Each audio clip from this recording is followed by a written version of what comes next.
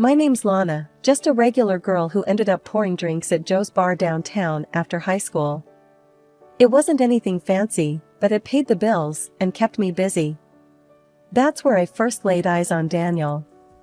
It was a Thursday night, the kind where the bar was buzzing but not too packed, just how I like it. In walked this guy, Daniel, with a few of his buddies. Right off, he stuck out. Not because he was loud or anything, he was the calm kind, the kind that had an easy smile and a look in his eyes that said he knew something you didn't. He sauntered over to the bar and took a seat right in front of where I was working. "Hey," he said, flashing that grin. "What's good here, besides the view?" I shot him a look.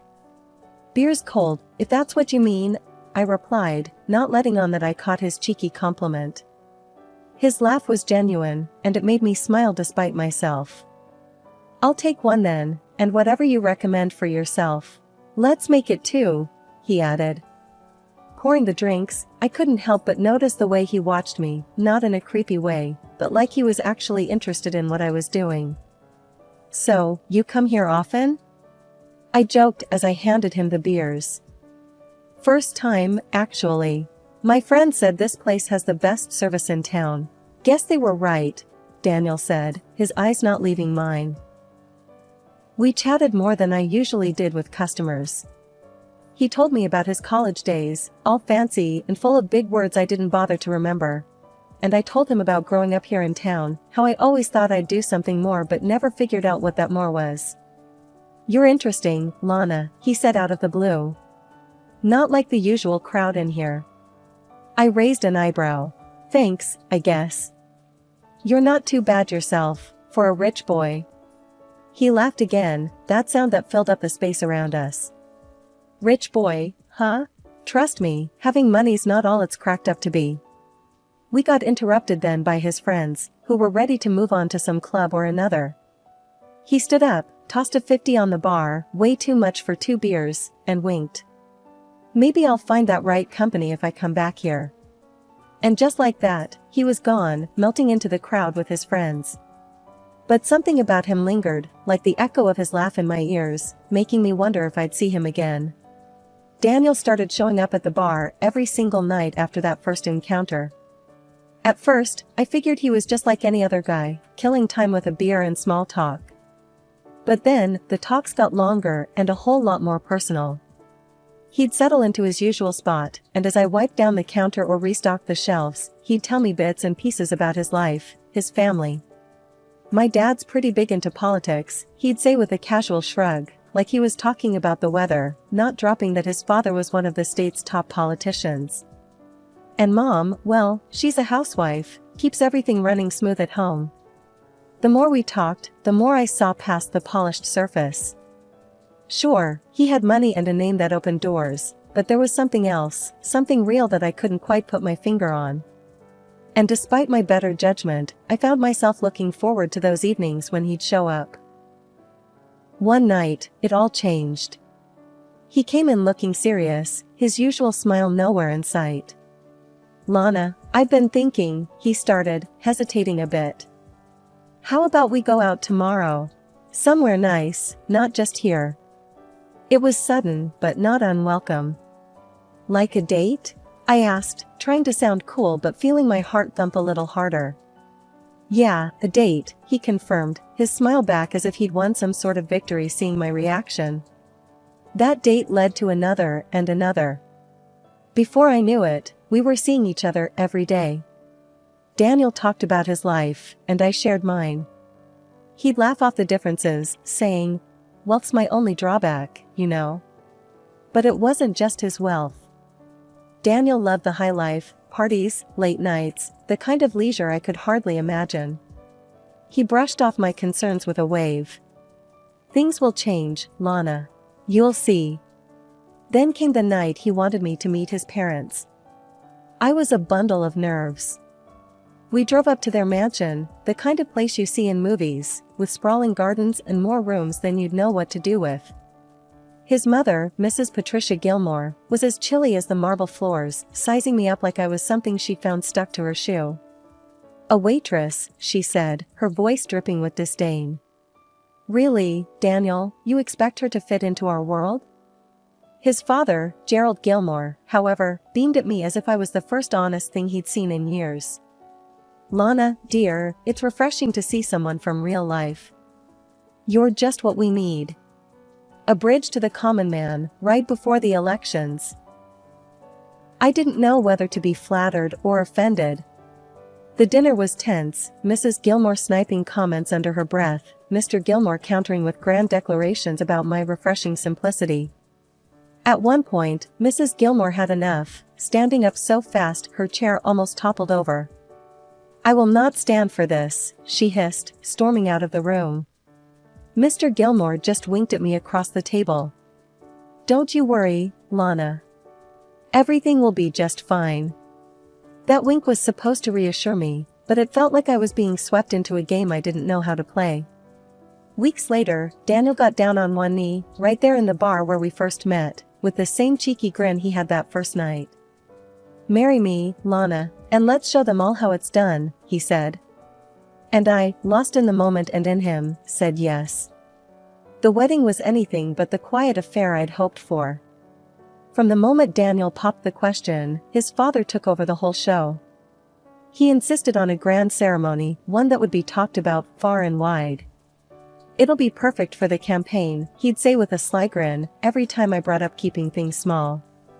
So, there I was, standing in a dress fancier than anything I'd ever owned, with cameras flashing in my face as I tried to keep my smile from faltering. The reporters swarmed around us, and Mr. Gilmore relished every moment, playing the gracious father-in-law to perfection. See, folks, this is what real love looks like.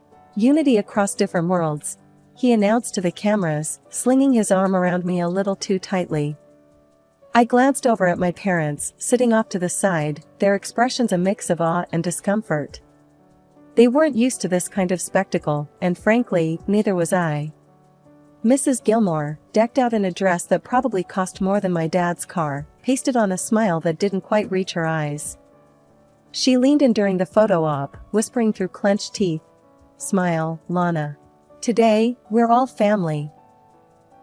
After the spectacle, Daniel and I moved into a luxury apartment, a stark contrast to my modest childhood home. It was a wedding gift from his parents, lavish and sprawling, located in one of the city's most exclusive buildings. Daniel's nights out with his friends became more frequent, and I found myself alone in our expansive living space more often than not. His mother, Mrs. Gilmore, took it upon herself to drop by unannounced, always with a critique ready at her lips. One such afternoon, she found me trying to straighten up the mess from one of Daniel's late-night gatherings. She surveyed the room with a disdainful eye before fixing her gaze on me. "Lana, this isn't some roadside diner. You need to keep a better eye on Daniel. Look at him, he's out all the time, drinking, and it's your job to rein him in." I bristled at her words, my hands clenching the dishcloth tighter. "And what exactly do you suggest I do, Mrs. Gilmore? Chain him to a chair?" Her lips thinned into a line. "Don't be smart, Lana. You need to take control. Otherwise, you're just as much to blame." The air was tense between us, the only sounds the soft tick of the expensive clock on the wall and the distant hum of city life outside the windows. That night, when Daniel came home, I tried to talk to him about it. "Your mom thinks I'm not doing enough to keep you in line," I said, trying to keep my voice even. Daniel's reaction was immediate and heated. "You gonna listen to her? Let's not let her get between us, okay? I love you, Lana. We'll figure this out together." But as the weeks rolled on, nothing changed. Daniel's assurances felt more and more hollow, and I found myself questioning whether love was enough to bridge the chasm that seemed to be widening between us.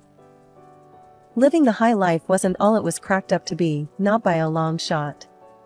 I found myself constantly tidying our massive apartment, cooking meals that often went cold before Daniel got home, and hustling laundry to and from the cleaners, all while holding down my shifts at Joe's bar.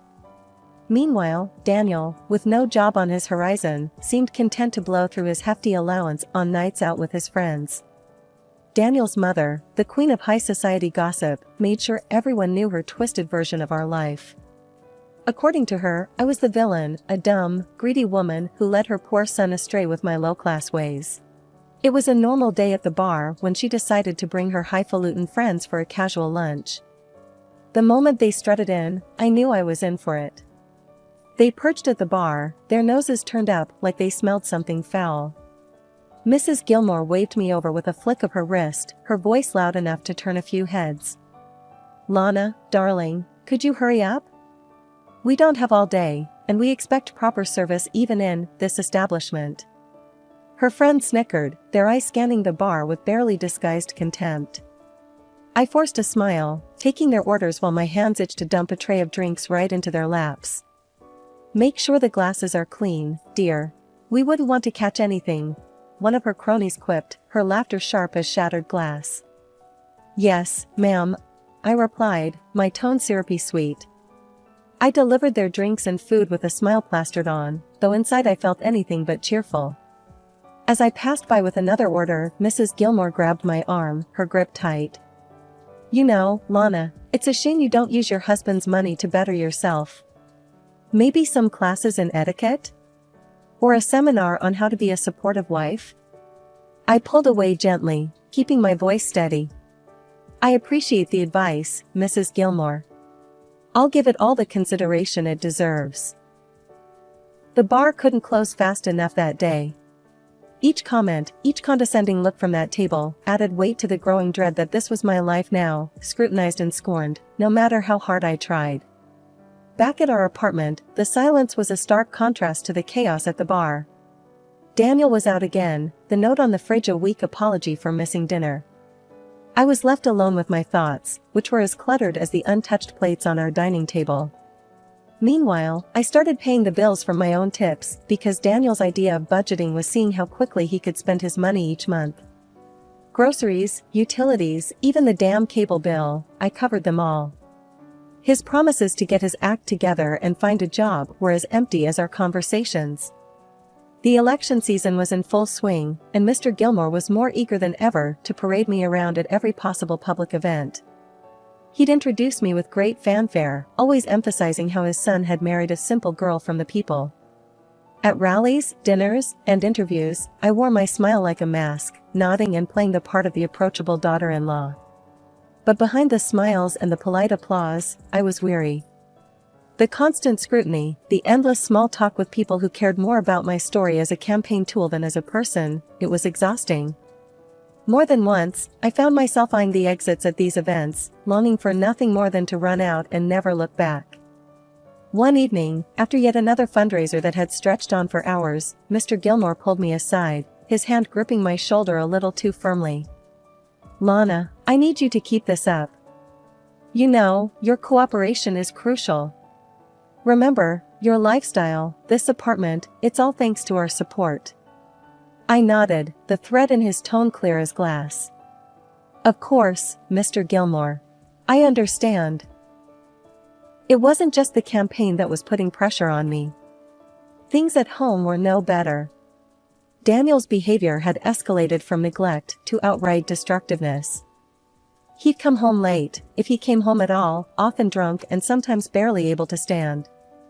Then came the night that changed everything. Daniel stumbled through the door well past midnight, his face ashen, eyes wild with panic. He collapsed onto the sofa, his hands shaking. "Lana, I've screwed up," he blurted out, his voice a hoarse whisper. "I owe money, a lot of money. To some really bad people. I lost it at the casino, and they're not the type to wait for their cash." My stomach twisted at his words. "How much?" "70,000, he murmured, looking away.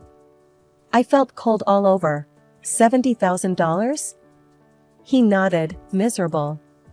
"I need your help, Lana. Please, I can't ask my parents. They'd disown me." The desperation in his eyes was something I couldn't ignore. He grabbed my hands, his grip tight. "I swear, Lana, if you help me with this, I'll change. I know I've been a terrible husband, but I'll do anything to make this right. Please." Something in me broke then. Despite the anger and the disappointment, I couldn't let him face this alone. Okay, Daniel. I'll help you. But this is it. You have to turn things around. I took out a loan the next day, $70,000 that felt like a noose around my neck. But as I handed the money over, Daniel was like a man reborn. He helped around the house, cut back on the drinking, and for a brief, fleeting moment, I let myself believe that we could actually make this work. We spent evenings together, talking about plans for the future, even daring to dream about starting a family. Daniel was attentive, helping with chores, sharing meals at the same table, things we hadn't done in years. Maybe we should think about having a kid, he suggested one night as we cleaned up after dinner. I looked at him, surprised but not unhappy at the thought. Really? You think we're ready? He smiled, pulling me close. Yeah, I do. I mean, we're getting back on track, right? A fresh start. I wanted to believe him, to believe in us. And in those moments, it was easy to imagine that everything could actually be okay, that the debts and lies were behind us. But that illusion shattered the night I came home from a double shift at the bar. Tossing my keys on the counter, I headed for the bedroom, my body aching for just a few hours of sleep before doing it all over again. But the scene I walked into snapped me wide awake. Daniel was passed out on our bed, snoring loudly, with two girls I'd never seen before curled up beside him, both just as unconscious. Bottles and glasses littered the nightstand, the stench of alcohol heavy in the air. My heart hammered against my ribcage as a cold rage settled in my gut. Without thinking, I pulled out my phone and started recording. The camera's light cut through the darkness, capturing the damning scene. I nudged Daniel awake, my voice sharp. Daniel, who are these girls? He blinked up at me, confused and still drunk, then waved a dismissive hand as if brushing away the question. They're just my girlfriends, you know? It's not a big deal. We do this sometimes when you're at work. That was it. The final betrayal. I stopped the recording, my hands trembling with a cocktail of emotions, rage, sorrow, disbelief. I stepped out of the room, dialed Mr. Gilmore, and waited for him to pick up. Lana? What's wrong? His voice was cautious, alert. Mr. Gilmore, I'm done. I just caught Daniel in our bed with two other women. I've recorded everything, and I want a divorce, I said, each word measured, heavy with finality. He was at the apartment within the hour, his face a mask of controlled fury as he glanced at the still unconscious figures in my bed. Daniel had woken up by then, looking sheepish and scared as his father berated him in hushed, vicious tones. You idiot! Look what you've done! Turning to me, Mr. Gilmore's tone softened. Lana, I'll handle this. Let's keep it quiet, for everyone's sake. What do you need? $500,000, the apartment sold and the money transferred to me, and the loan I took out for him cleared, I stated, each demand non-negotiable. Mr. Gilmore nodded slowly, calculating. Done. But you must agree to keep this quiet. Move away, start fresh somewhere else. Can you do that? Yes, I said simply. There was nothing left for me here, no reason to stay. And Lana, don't tell his mother. She'd make a scene, and we can't afford that now, not with the elections. The divorce papers came through quietly. I signed them in the dim light of dawn, alone. Mr. Gilmore kept his word. The money was in my account within days, the loan was paid off, and I was free from Daniel and his destructive whims. Settling into my new life in another city felt like breathing fresh air after being submerged underwater for too long. The day I moved into my new apartment in a peaceful neighborhood, I knew I had made the right decision. It was smaller than the luxurious prison I'd left behind, but it was all mine. The first thing I did after unpacking was block every number associated with my old life. Every ring was a potential drag back into that mess, and I wasn't about to let that happen. Then, I went out and bought myself a car. Nothing too fancy, but sleek and new, something just for me. A few days later, I landed a job as an administrator at a local restaurant. It was a step up from waitressing, with regular hours and no late nights. The owner, a wiry woman named Carla, with a sharp tongue and a no-nonsense attitude, took me under her wing. "You new to town?" Carla asked on my first day, eyeing me with a mixture of curiosity and caution. "Yeah, just moved in," I replied, keeping my past tucked away like the folded boxes in my closet. Carla nodded, as if approving my concise answer. "Well, here's your desk, and here are your responsibilities. You keep things running smooth, and we'll get along just fine." "I appreciate it, Carla. I won't let you down," I promised, eager to prove my worth in this new role. The job was busy, filled with the usual chaos of restaurant life, but I thrived on the structure it brought to my days. I was making my own money, controlling my own fate. It felt good, honest and real. Encouraged by Carla's blunt but fair management style, I decided to enroll in the local college. I wanted more than just to escape my past, I wanted to build something lasting. Night classes in business management seemed like the right path, and stepping into the classroom, I felt a surge of pride. I was doing this for me, no one else. One evening, as I was locking up the restaurant, Carla stopped by my desk. "Heard you're hitting the books at night. That's good. Keep that brain working." I smiled, grateful for her recognition. "Trying to. Figured it's never too late to start fresh, right?" "Damn right," Carla said with a nod. "You ever need help, you let me know. I know a thing or two about keeping a business above water." Life settled into a comfortable rhythm. Work, study, and the quiet solitude of my apartment. I relished the normalcy, the mundane moments that I used to take for granted. It was during one of these quiet nights, sitting on my balcony with a cup of tea, that I realized just how much I had changed. The city lights sparkled in the distance, each one a reminder of where I'd been and where I was heading. 2 years had slipped by since I cut all ties with my old life and started anew. I was sitting in my living room, cozy and warm, a book forgotten on my lap, when my phone rang. The number was unfamiliar, and hesitating for a split second, I answered.